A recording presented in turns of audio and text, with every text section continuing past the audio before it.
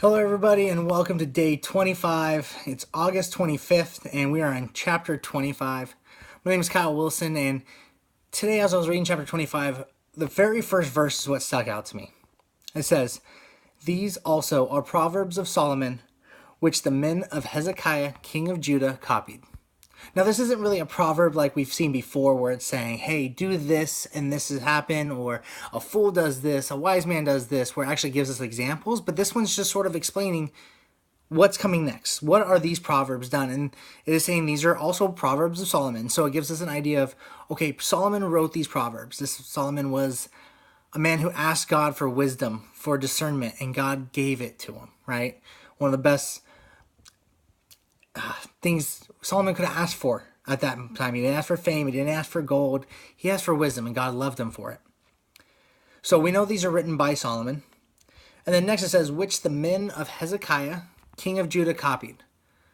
So the men, well, let's first talk about Hezekiah, the king.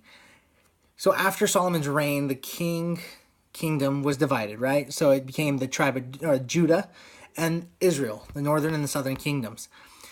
Well, in Judah, further down the road, and actually Judah was the king. Let me make sure I get my numbers here. Hezekiah was the king of Judah from 728 BC to 686 BC. And out of all the prophets that Judah had, there was only 4 that were considered good kings.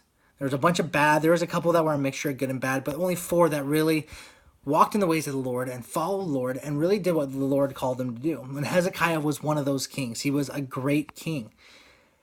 And so Proverbs is telling us that it's the men of Hezekiah, king of Judah. So the men under Hezekiah actually copied these Proverbs of Solomon.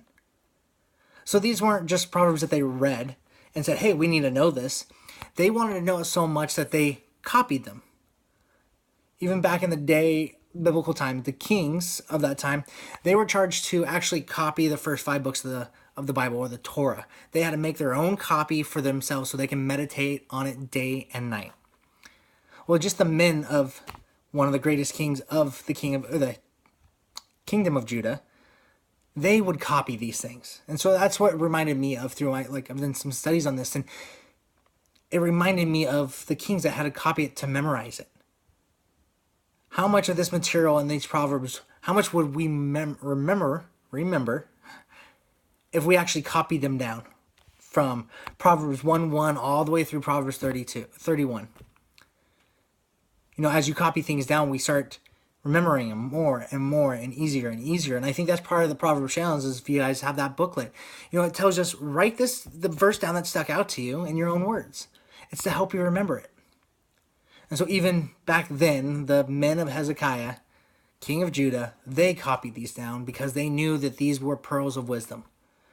That these proverbs, written by one of the wisest men who walked, was giving them knowledge, and they wanted to know that knowledge. So I pray that for me, that I continue to meditate on these proverbs and just dive into them and memorize them and get to know what they meant, because they meant so much to the men of one of the greatest kings that the kingdom of Judah had.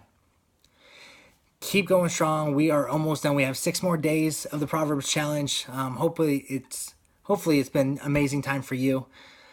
And we'll check you out later. Bye.